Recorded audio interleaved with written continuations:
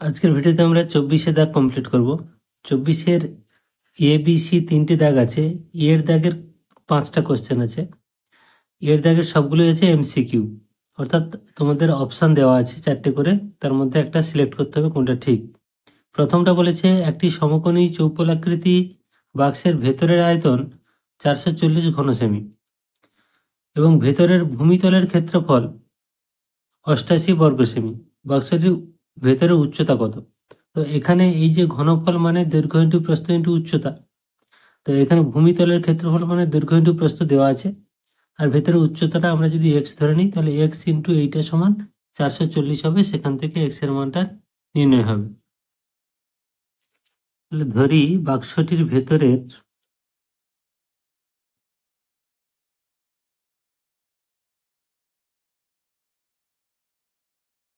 ভিতরের উচ্চতা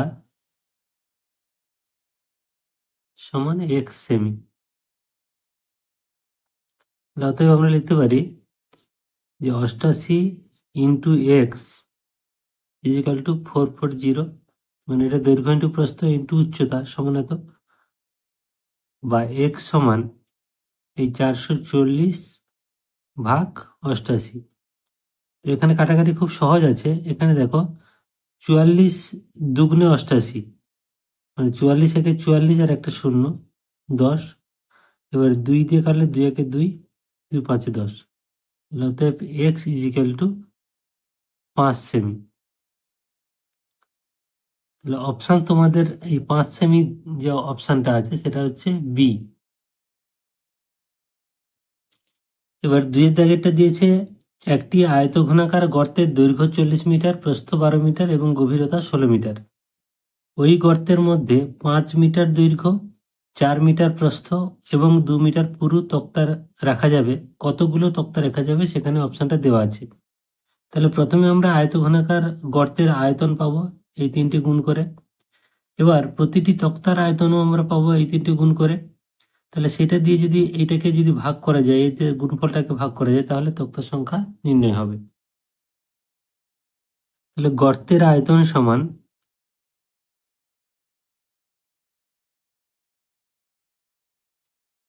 তাহলে গর্তের দৈর্ঘ্য ইন্টু প্রস্থ ইন্টু উচ্চতা, অর্থাৎ 40 ইন্টু 12 গুণ 16 এত ঘন মিটার। এবার প্রতিটি তক্তার আয়তন আমাদের নির্ণয় করতে হবে এবং প্রতিটি তক্তার আয়তন সমান, তাহলে প্রতিটি তক্তার দৈর্ঘ্য হচ্ছে 5, প্রস্থ হচ্ছে 4 আর উচ্চতা 2, তাহলে এত ঘন মিটার। তাহলে দেখো একটা তক্তার আয়তন এইটা এবং গর্তের মোট আয়তন এইটা, তাহলে এই পুরোটাকে যদি আমরা এটাতে ভাগ করি তাহলে তক্তার সংখ্যা বেরোবে। অতএব তক্তার সংখ্যা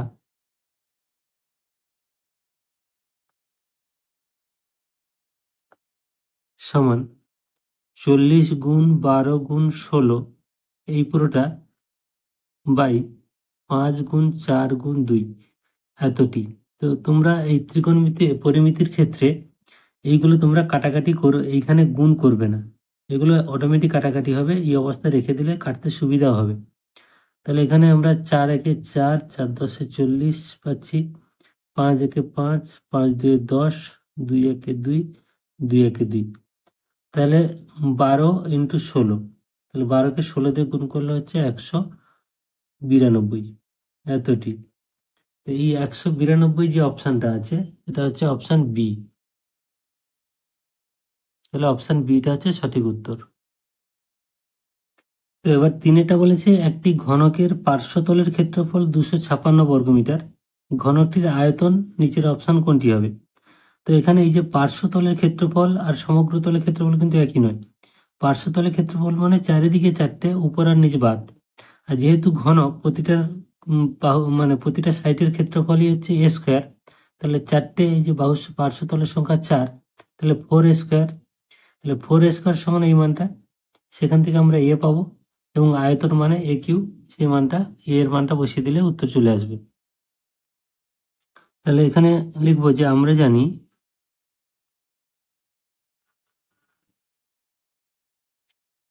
ঘনকের পার্শ্বতলের ক্ষেত্রফল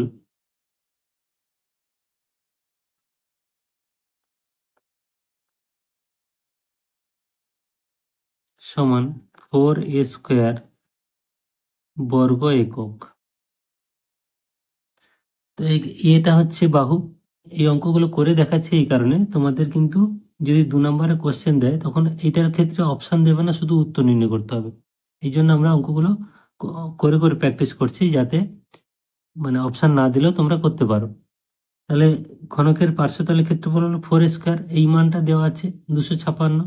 অতএব 4a² = 256, মানে এটা ছিল বর্গমিটার। তাহলে বা a² = 256/4।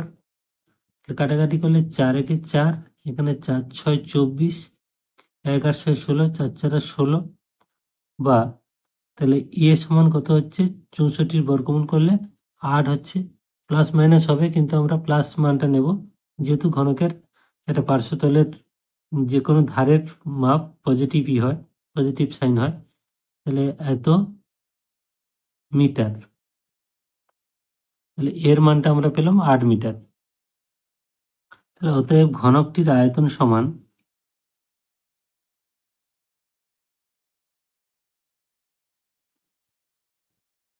a³ ঘনমিটার। তাহলে a³ মানে এখানে 8-এর কিউব, এত ঘনমিটার। তাহলে 8-এর কিউব মানে 8 × 8 = 64, আর 64কে 8 দিয়ে গুণ করলে হচ্ছে 512 এত ঘনমিটার। তাহলে এই অপশানটা আছে অপশান অপশান ডি। এটা হচ্ছে অপশান ডি।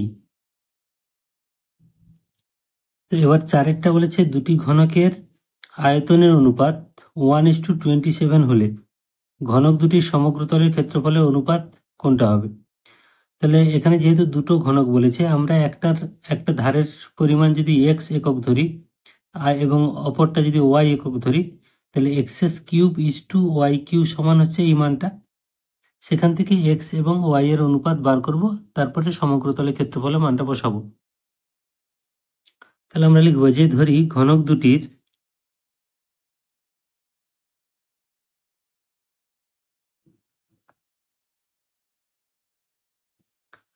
একটি ধারের দৈর্ঘ্য যথাক্রমে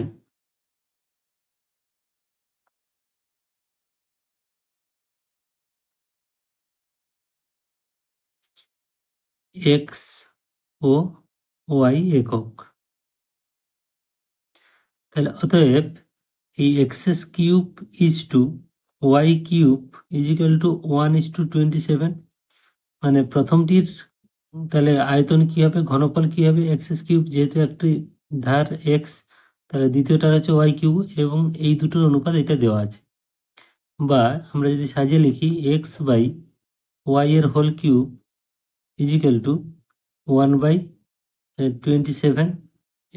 এটাকে আরেকটা স্টেপ লিখছি তোমাদের সুবিধা হবে বুঝতে। x/y এর হোল কিউব সমান 1/3 এর হোল কিউব। তাহলে দেখো এখানে ছিল x³/y³, সেটাকে আমরা একবার লিখলাম x/y এর হোল কিউব।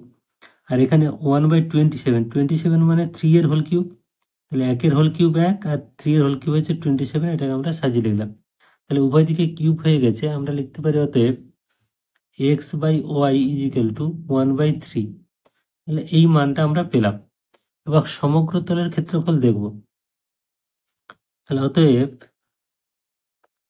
সমগ্র তলের ক্ষেত্রফলের অনুপাত সমান কি, সমগ্র তলের ক্ষেত্রফল আমরা জানি কি 6a², এখানে x² প্রথমটার ক্ষেত্রে, আর দ্বিতীয়টার ক্ষেত্রে 6y²। এইটাই হলো অনুপাত। এখানে 6 6 কাটবে, x/y এর হোল স্কোয়ার হবে, পুরোটা হোল স্কোয়ার হবে।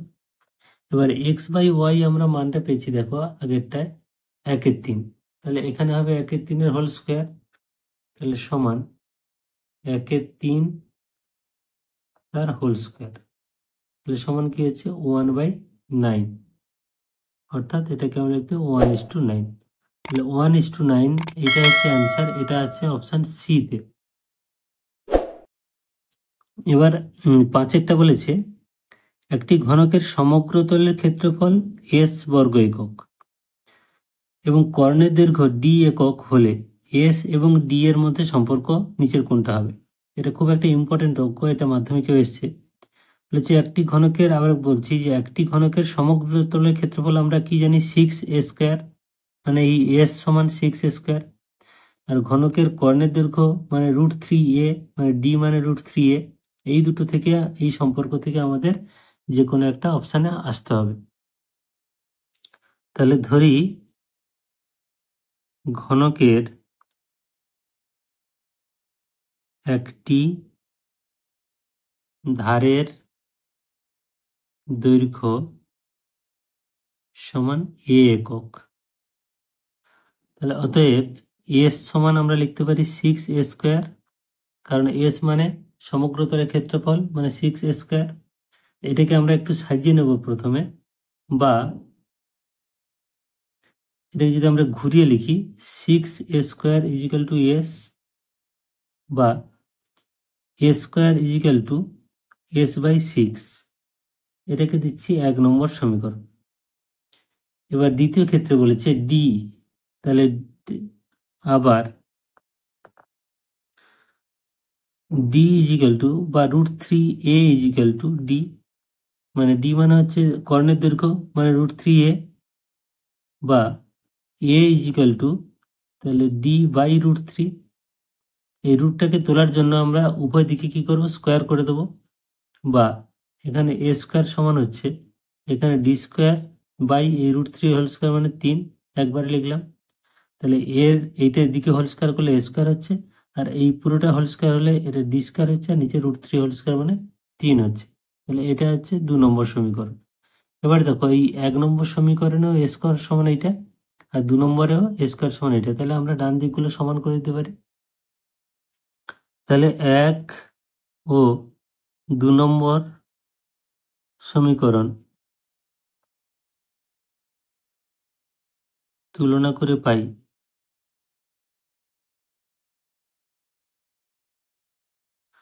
তাহলে এটাতে 2 নম্বরে ছিল d²/3, আর ওদিকে ছিল এটা থেকে যদি আমরা আসি s/6, তাহলে s/6।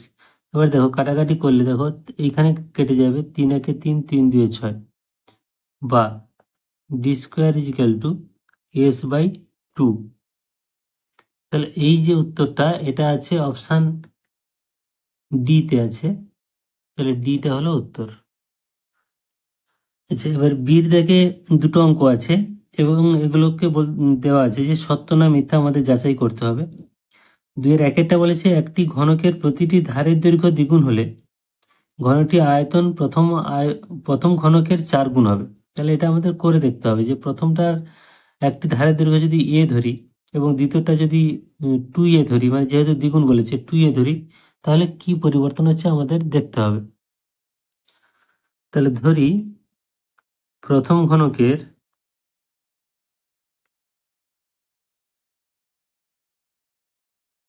একটি ধারের দৈর্ঘ্য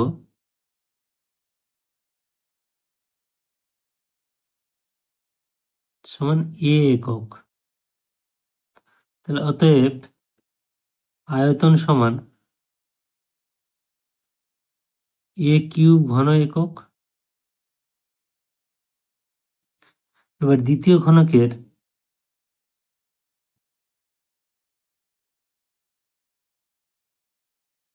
একটি ধারের দৈর্ঘ্য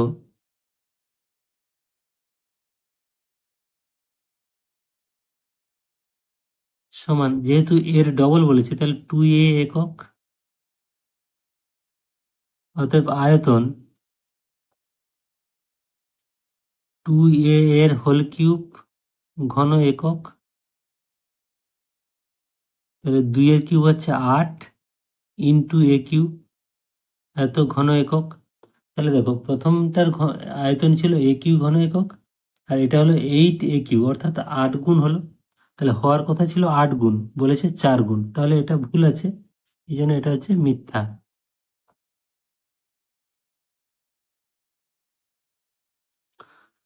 আচ্ছা, এবার বি এর দুইটা বলেছে বর্ষার সময় 2 হেক্টর জমিতে বৃষ্টিপাত 5 সেমি উচ্চতার হলে বৃষ্টির জলের আয়তন 1000 ঘনমিটার হবে। এটা ঠিক না ভুল? তো এখানে এই যে সেমি দেওয়া আছে, প্রথমত আমাদের এই সেন্টিমিটারটাকে মিটারে নিয়ে যেতে হবে, নাহলে ঘনমিটার আসবে না।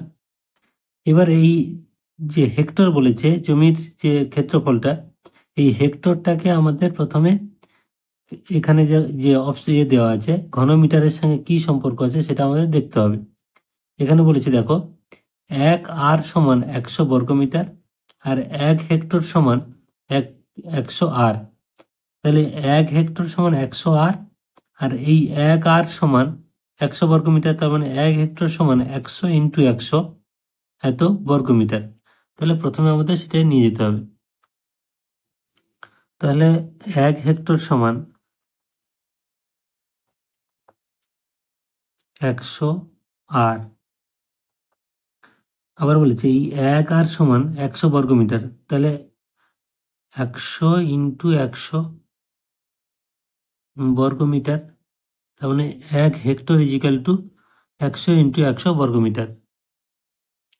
আর এখানে জমির পরিমাণ আমাদের 2 হেক্টর, তাহলে 2 হেক্টর সমান কি হবে না, এই একের পিঠে এখানে 4টে শূন্য, তাহলে 2 × 1 2 3 4 এত বর্গমিটার সমান 20,000 বর্গমিটার।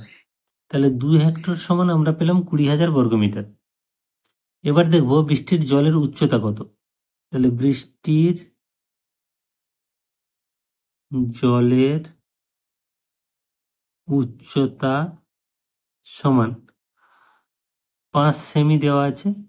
তাহলে সেন্টিমিটারটাকে আমরা যদি মিটারে আনি 100 দিয়ে ভাগ করতে হবে, মানে 0.05 মিটার। তার মানে হলো এইটা হলো জমির ক্ষেত্রফল, তার সঙ্গে যদি এই উচ্চতাটা গুণ করি তাহলে মোট আয়তন হবে, ঘনফল বেরোবে। তাহলে জলের আয়তন সমান কি? অতএব জলের আয়তন সমান এই 20,000 ইন্টু 0.05 এত ঘন মিটার। তাহলে থাকছে 20,000 ইন্টু এটা 5/100, তাহলে দুটো শূন্য কাটছে, তাহলে গুণ করলে হচ্ছে 5 দিয়ে 10 আর দুটো শূন্য, এত ঘন মিটার। এবং এখানে যে প্রশ্নটা দেওয়া আছে সেখানেও বলেছে 1000 ঘনমিটার হবে, অর্থাৎ এটা সত্য, অর্থাৎ ঠিক বলেছে।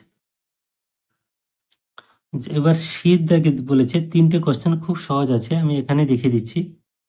প্রথমটা বলেছে একটি সমকোণী চৌপলে কর্ণের সংখ্যা। তাহলে সমকোণী চৌপলে কর্ণের সংখ্যা তোমরা জানো 4টি। একটি ঘনকের একটি তলের কর্ণের সংখ্যা, ঘনকের কর্ণ একটি তলের কর্ণ সমান ড্যাশ ইন্টু একটি ধারের দৈর্ঘ্য। ঘনকের কর্ণ হলে আমরা জানি √3 একক, আর যেহেতু একটি তল বলেছে সেটা বর্গক্ষেত্র, অ্যাকচুয়ালি বর্গক্ষেত্রে কর্ণের দৈর্ঘ্য হবে √2, √2 ইন্টু একটি ধারের দৈর্ঘ্য। তারপরে বলেছে সমকোণী চৌপলের দৈর্ঘ্য, প্রস্থ এবং উচ্চতা সমান হলে সেই ঘনবস্তুটির বিশেষ নাম কি না ঘনক। এটা আমরা জানি, তাহলে এটা হচ্ছে ঘনক। এই 3টে শূন্যস্থান পূরণ ছিল, খুব সহজ ছিল।